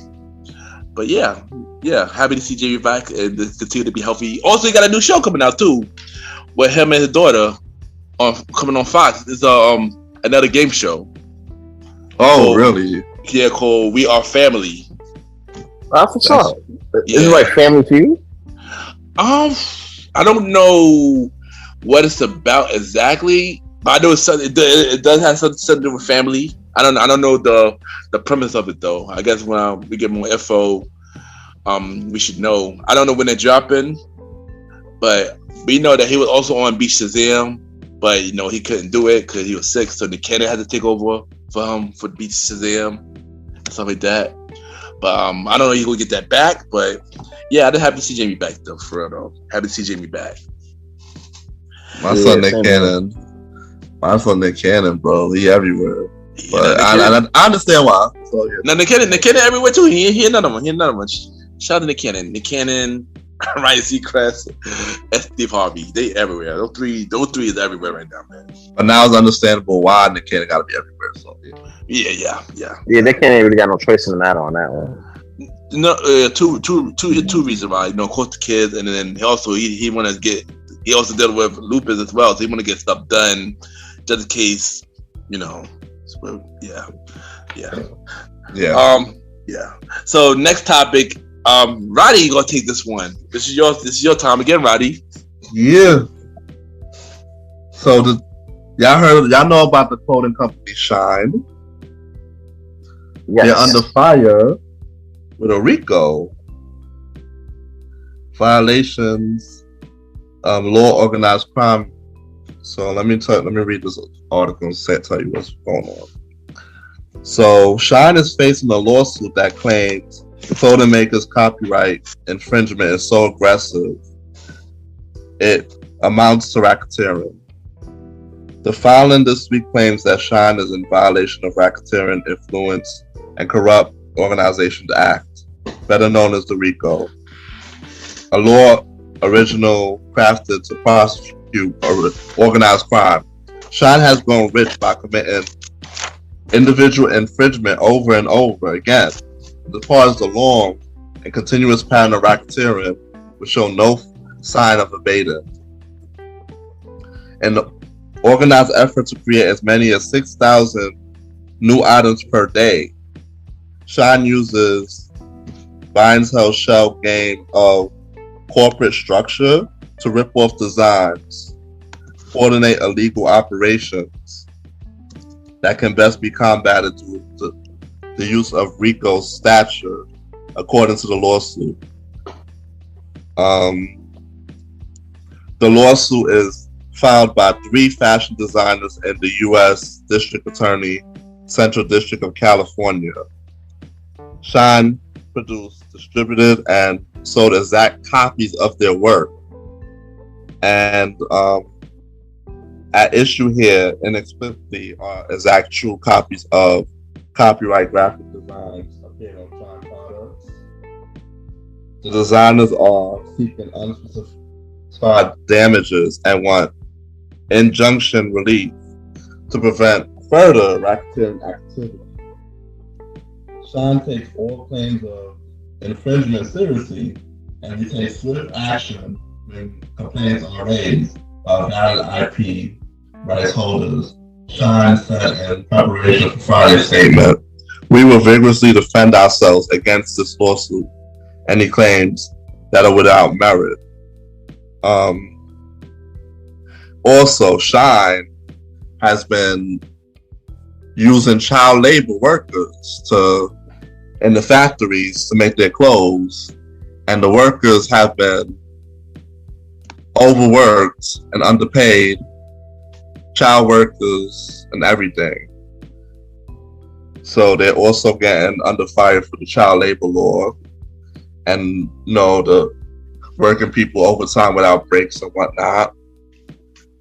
So yeah, Shine has a lot of fire under them right now, and it's very, very sad to see, But these companies, and Shine is in China, so these companies get away with a lot, So, what y'all feel about hearing this?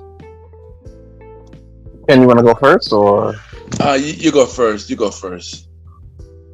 All right. So, this shit with the whole Shine situation, you got a lot of it hits home. You know what I'm saying? It doesn't hit home personally, but it hit home to people that I know that are designers that are trying to break into the game, right? And then what happens is these young designers, you know what I'm saying, they put a lot of their work on brand. What we don't realize is that, a lot of these larger companies, they see it and they don't consider it as as stealing if it's already on social media. So what Shein try to do is what they'll try to do is try to recreate it. And they've gotten so good at it that they were able to get themselves caught up on a RICO. And honestly, typically you hear about a RICO, you thinking about like drug dealing and like racketeering. And while that's true, you also have what is it? Like extreme copyright infringement. Oh yeah. Added in there as well. You know what I'm saying? So they're definitely under fire right now. This kind of reminds me. I think this might be a bit worse than the Brandon case when he was trying to sue for copyright infringement, and he ultimately got embarrassed, publicly. Oh wow! And privately, But it's kind of similar to that. You know what I'm saying? So I don't know. I feel like the original artists should get their fair share of earnings when it comes down to, when it comes down to Sheen, because if you in fact stole these designs, then yeah, you should definitely pay the price. And give these artists credit. And secondly, you putting children to work is a big fuck you. You already know me. Aaron Sands love the kids. You feel me? Yeah. And and I want the best and brightest future for them. And they're not gonna find that working in some fucking sweatbox because you want to make $8 leggings you could sell to these girls, to these ladies that in some cases wash their box in a sink and want to talk about having a hot girl summer. These little kids are providing that for y'all. You know what I'm saying? And that's crazy. Y'all find nothing wrong with that. That's a big problem. So. Yeah. I didn't know much about the story until Roddy read it, but that's really sucked that all them going through that. I really hope all these artists get their credit. I hope they didn't stop with the little kids working in the back. That's crazy, man. I don't agree with you going on. This is sad, man. I go hold you. Yeah, them kids don't ask to be up in them situations like that. Exactly. But they gotta support their families, and I understand that shit. Sad. But it's too sad. It's too sad.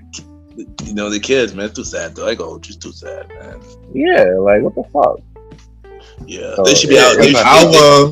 They should be out having fun, not exactly working. Working. Yeah, working in a fucking sweatbox. Yeah. All right, Roddy. No, I was saying, yeah. I mean, all these other countries, the child labor laws are very, they're not strict as they are here. So you hear about this all the time. It's not new that children are working in factories in all these other outside countries. I do foresee that Shine gonna be shut down because it's a lot they got in this case to fight. So I don't know. Shine gonna be gone. They might come up with something else if they decide to try to move forward in the future. That's all I gotta say about this, but it's very sad and unfortunate. Yeah, it is. All right, next topic we got. This topic is kind of old because we didn't do the episode last week. This was supposed to be last week's main event topic, but we're gonna talk about it anyway because I've been holding this in for a minute. KeKe Palmer. Y'all already know she went to the Usher concert. She looking like a baddie. Her dude tweeted out some things, upset about it, and he got backlash for it. Outfit. You're a mom. Facts. And for God's sake, you have a family. You got a family. You got a kid at home. Which is the fact you did got a kid at home. You got But my thing is, how do y'all feel about this whole KeKe Palmer situation? How y'all feel about it? And how y'all feel about it? And do y'all think he was wrong? She was wrong? Both of them was wrong? Was Usher wrong? What do you think? All right, real quick. Story time with Aaron Sands. Story time with Aaron Sands. Get around. All right, so real quick, I'm at work, right? And I'm with my coworker and shit, right? And we over here talking about the situation, the Palmer situation. And, she's erring on the side of KeKe Palmer, like, oh, well, he's not making enough money to be talking like that. He needs to not talk about it. You know what I'm saying? Like, you know, he shouldn't have never brought it public and everything like that. You know, and plus, who is he supposed to be out here talking like that? Let KeKe be KeKe. Let her slay. KeKe Palmer better than Beyonce. You know what I'm saying? Like all types of wild shit, bro. And I had to sit here and endure this. You feel me? So I'm glad we get to talk about this today. I know we was out last week, but you know, I'm glad we could talk about this shit today, cause nigga. Mm-hmm. Yeah. So basically, here's my thing, right? Yeah. There's nothing wrong, right, with what he said, right? Yeah. Yeah. However, there's a lot wrong with the publicity of what he said. He should never took that online. There you go. He should have never took that shit online. Yeah. Especially when there was posts of him, you know, showing off your shorty. You know what I'm saying? And I'm like, listen, ain't nothing wrong with showing off your shorty.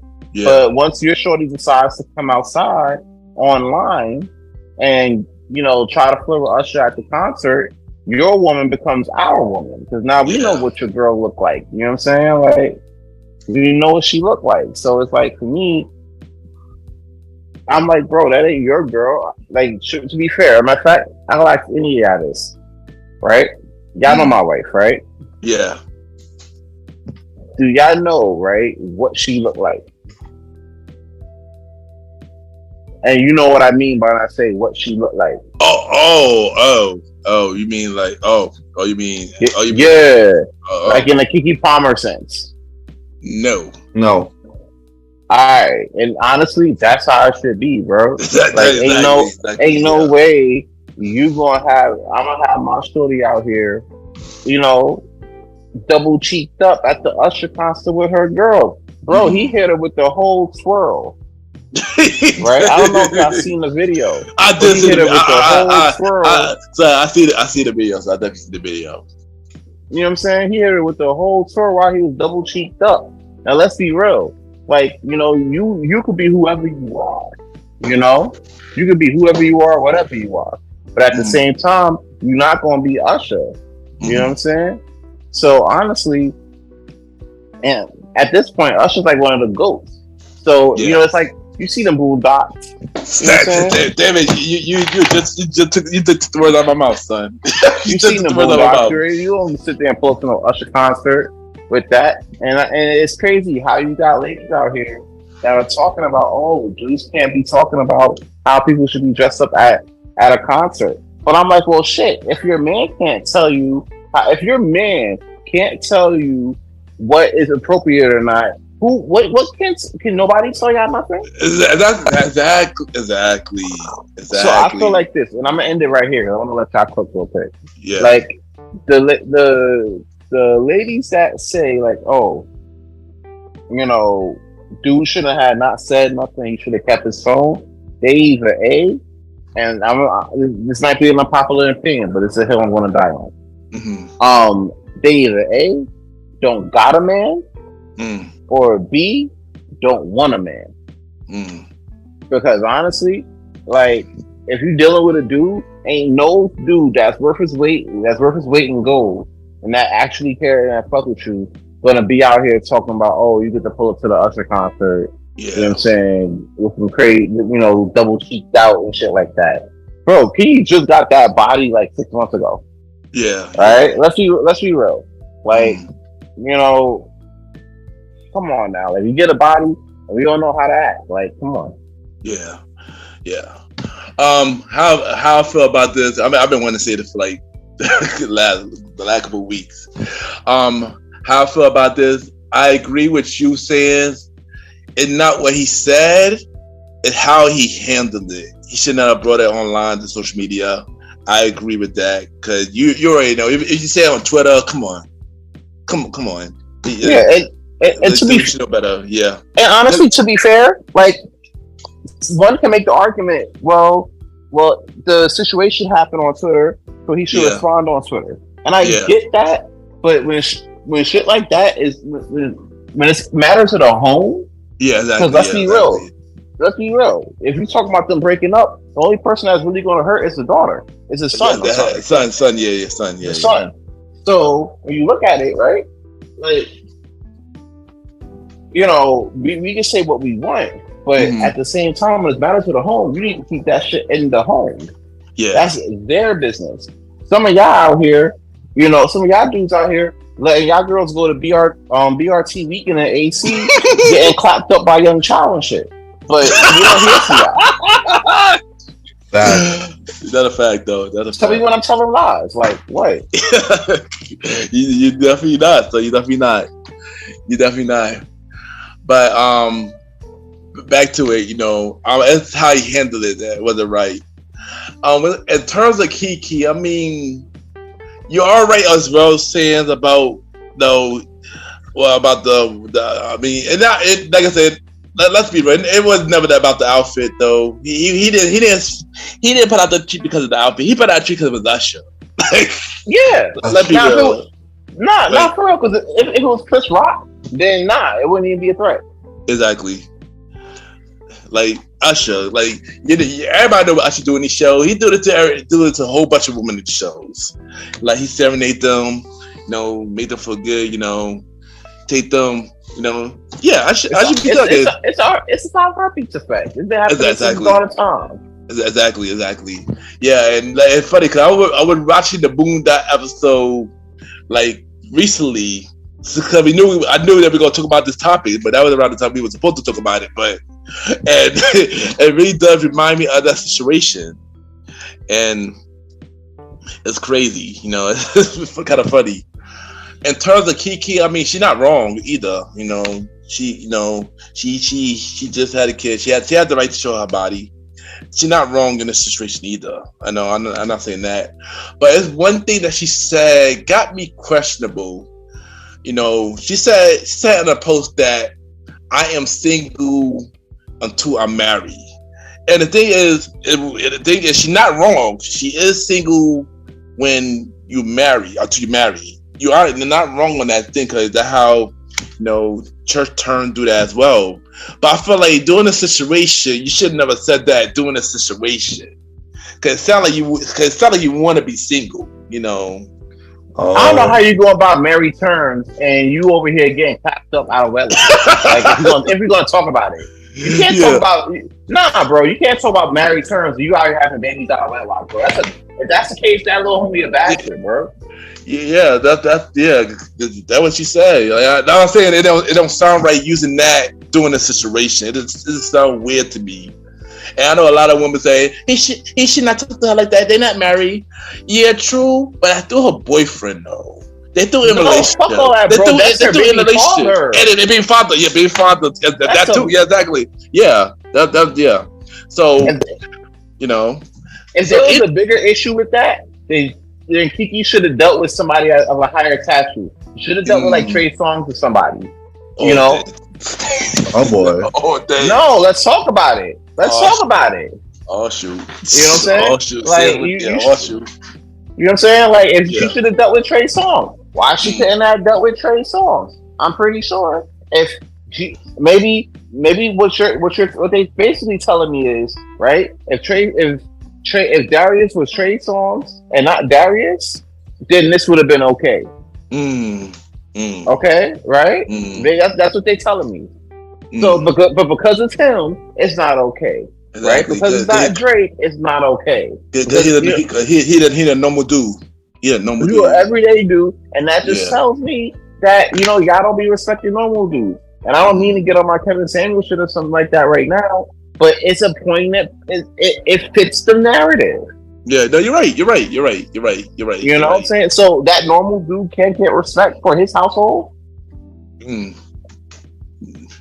Like, what is it? Like, what are we talking about? It's crazy, yeah, crazy. But, you know, back to it, I'm going to add that I'll be done and then let Roddy speak. And like I said, I feel like they both handled it not right. Like I said, he should have brought it to the social media. She should have never entertained it, and then said that thing about I'm single until you marry, knowing that the man is the baby father and is your boyfriend. Is your boyfriend? Yeah, do a relationship. So I mean, like clearly, marriage ain't on the mind because you didn't marry him before you had the baby. You just had a baby. Yeah. I just didn't agree when she said that. Like, yeah, Roddy. Yeah, what do you think about this, Roddy? And I just feel like it's a whole bunch of jealousy. You know, he's jealous of the whole situation and whatnot. And yes, I agree with you what you said with the whole because it's Usher. Because Usher is definitely, you know, Mr. Still Your Girl type of dude. Yeah. So he felt threatened by that whole shit. I mean, he went on Twitter and tweeted and whatnot. I mean, of course, KeKe's a grown woman. She should respect her man and her relationship. Yeah. But she's at a show enjoying herself. You know, things happen. You said things happen, right? Yeah. Roddy? All right, so let me ask you a question. Roddy. I'm glad you mentioned that. I'm so glad you mentioned that. You got you a girl, right? And she a baddie, bro. Like, she a baddie, right? One of the Insta baddies, right? You let her go to a you gonna let her go to a Desta Dax concert with double cheeked up?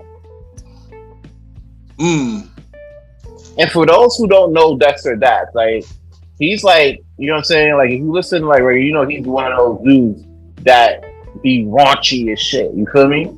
So knowing that, would you let your girl be double cheeked up to go to a Dexter Dax concert? Nah, I'll be the same situation. I'll be trying to see if my girl will come back. Exactly. And the worst part about this shit is that the situation is way different on our end. Like, gray sweatpants season. Oh, we can't do gray sweatpants season. But we be alright with shit like this, and I don't know, man. It was crazy. I mean, this situation is crazy. I'm glad we spoke about it though, but it's crazy though. Right? That was it. You got more, or that's it? Of course, with her saying single till marriage, no, that was wild because, you know, you're basically telling to do that. You know, I'm with you, but I'm still single. No, that wasn't the right term to use in that as a response, I would say. Because you're in a relationship, so respect the relationship. That's all I gotta say. Understand that the dude have feelings and a way to feel about the situation, and that, you know, that was your response. But yeah. There you go, man. KeKe Palmer, man. G. Louise. And like, that's the thing. Like, ladies, and my last statement for that is this: ladies, if you disagree with what we're saying, picture this. Picture your man being at the Summer Jam concert, right? And Cardi B's performing, right? And your man got on gray shorts, right? None but dick, pause, right? And she brings him up on stage, right? And she starts twerking on him, you know? Ass on him and everything while she's spitting, right?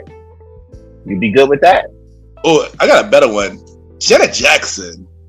Imagine Janet Jackson. Imagine your man is at a Janet Jackson concert. She pull you up on stage. She grinding. She end up kissing him on stage.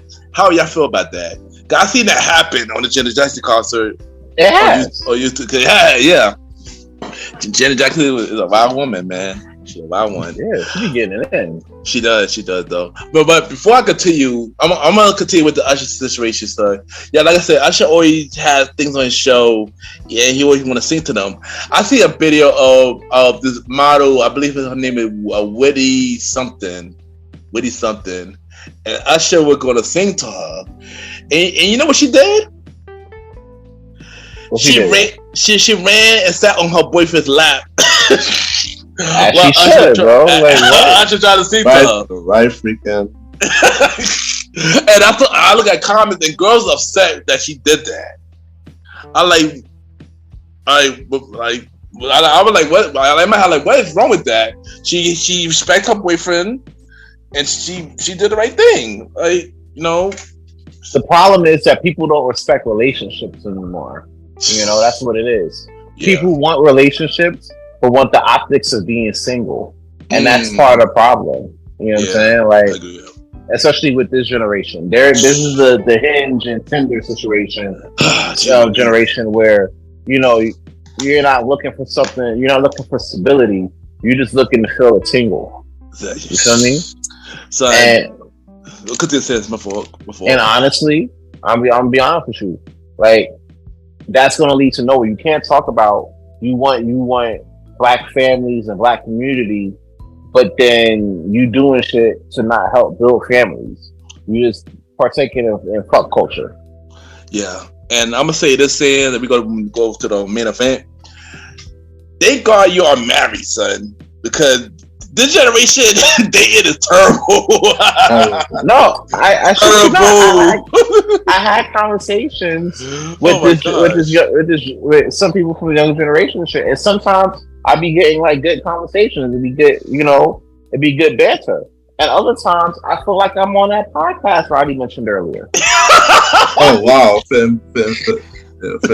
Losing my fucking hair follicles, bro. Like, what are you doing? Oh my god, it's just dating in this generation is terrible, bro. Main event topic, y'all already know. It's pretty much for the main event. A main event, you already know, and this is the biggest topic. It's been the biggest topic for lack of a month, but it's pretty much some update on this topic now. So on July 13th, SAG-AFTRA and the AMPTP did not reach an agreement, so the union is primed to strike and start at midnight on July 14th, which due to this recording is already started now. So now actors are joining in on this writer strike. How y'all feel about this? This is tough. I think it's the first time this happened in like 63 years. So I know the writers and producers, like, they have strikes and everything like that, but they eventually get back to the table somewhat soon, Yeah.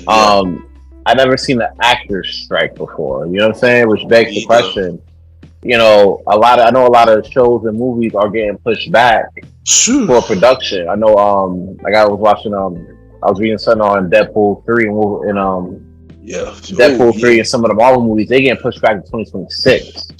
I think before years getting pushed back to 2026. Yeah, Euphoria got put back. Deadpool. How about I got some of the stuff now. I could read some of it. Y'all right? Euphoria gets pushed back to 2026. So we got Deadpool 3, Venom 3, Mission Impossible 8, The Gladiator 2, which I did not know that they were making a part 2 to that. Mortal Kombat 2 and Beetlejuice 2. It all got pushed back due to the writer strike. Also, All American Season 6. Originally, it was announced to come back this fall, but now due to the writer strike, it's been pushed back to 2024 now. And and many more. So this is pretty big. And also, not only that, but a lot of, as you notice, commercials of movies, they don't show a lot of commercial movies. It was like at one point you're seeing a whole bunch of Barbie commercials. Now you don't see nothing, barely anything for Barbie now because of the writer strike. I think also that other movie that come out the same day as Barbie. I think the Oberhinder, something like that. Oppenheimer. Oppenheimer. There you go. Yeah, that's another one as well. I heard they was at the premiere of that, and after that they walk out the premiere and went straight. Oh shit. Yeah, it's getting real out here, son.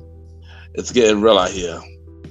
Yo, it's crazy? I know a lot of studios, I was reading up on some stuff, and they're talking about a lot of studios are looking to use AI in the meantime to meet a lot of these deadlines. Ooh, yeah, that's another thing. We didn't even get to that, because I was going to say that too. How y'all feel about that? Like, how y'all feel about that? Roddy, you want to take this one first? Yeah. That's right, take this one first. Yo, AI, sheesh. That you like basically, you don't get things done, the AIs won't get it done. They're gonna get it done impersonating you. It's very scary, bro. Like it is. Yeah. A lot of people been putting a lot of a gigantic amount of music under AI. Yeah, for example, Drake. Nah. So by this recording, Drake probably got 10 AI. Drake probably got 10 albums by now. I'm waiting. I'm gonna lie. I'm waiting for an MJ mixtape, which might be on the way. To be fair, like I ain't gonna hold you. It has Drake been dropping like a few, like a joint like every week. He have. You know? And he have. Each one's been more fired than the next. For me, there've been a few misses, but you know, overall, it's been like decent work. You know, decent work, bro. He really have though. I ain't gonna hold you. Yeah, Drake been on it. But back to the point, Roddy. Back to the point, bro. Back to the point. But yeah, bro, like basically, is this the way that the AI has evolved that you can basically they're gonna put them in movies and TV shows? That is crazy.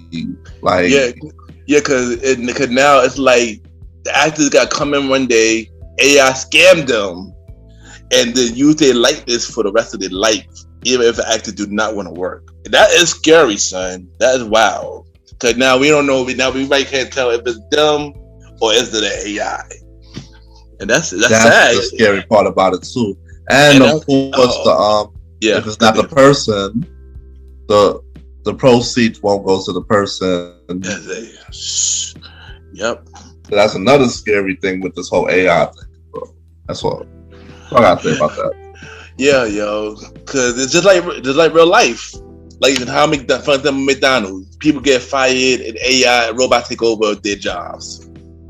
So yeah, it's basically the same thing. Like it's wild. It's wild, yo. Saying, how you feel about this, man? About AI taking over. I ain't gonna hold you. AI does have its benefits. A lot of people who do like home businesses are using AI to streamline a lot of their work. So it does have its benefits. It's bad for people who are in those fields religiously, pre-AI. Yeah. Trying to find work. It's really tough because now it's like either you gotta adapt to to the growing trend of AI, or you've got to go find yourself doing something else. You know what I'm saying? So it's real tough for the people that are in these fields that AI is also taking over. That's also taking over. So it's a big deal. As far as for the actor strike, like I said before, it's the first time this should happen in 63 years. So it's kind of a situation where producers are now have to figure out, like, all right, what's a good workaround for this? Because we got these deadlines that people that we've already committed to, So when it comes down to that, you can't just be like, okay, let's just wash our hands and go home, because now you're losing money. Yeah, that's exactly. And you can believe all you want that money isn't real or money don't exist. But trust me, you see all the shit that's happening around here, it matters. Hence, much so that they're willing to put, AI characters in there. And it sucks for the actors because they're not getting no bread off that. Yeah. You know what I'm saying? Like, how do you do the awards for these situations? Yeah, because if you notice with doing the writer's strike, a lot of the award shows, they had no hosts.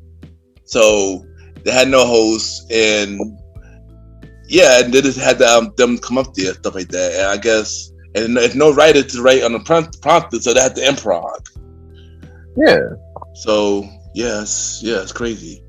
Good thing for BET Awards, even though it was no host, I guess Tyler Perry wrote it on the prompter and stuff like that, so people could read it. So yeah, and it's crazy though. The thing of what this AI taking over Hollywood, it's a sad deal. Like it's sad. It's terrible. People, like I said, people losing money, people not making money. People who is passionate to act them, they can't do it much because AI is taking their spots. It's really like a real life iRobot going on. So it's really, really sad. I mean, I get it. I get the reason why, but it's still not good. And like I said, I stand with those who going through the writer's strike because they do deserve the money and better pay and stuff like that. They do work hard. They do deserve it to get the pay rate they deserve. And honestly, let's keep it a buck though. Like a lot of the you think about the top 10 producers and like owners of these companies, like your Ted Sarandos, your Rupert Murdoch, and everybody, the people that own like Paramount Group, like they have their net worth. If everybody participated like 2% of their net worth into this strike, they can figure this shit out in like 15 minutes. Yeah, but the problem with people is that when you're rich, all you're really thinking about is getting more rich. Exactly, you know, and you're not doing it to help others. You're doing it to help yourself. Yeah, and that's the bullshit about it. So you know, what can you do? It sucks, but you know, I wish for them to get better. You know, come out of a better situation.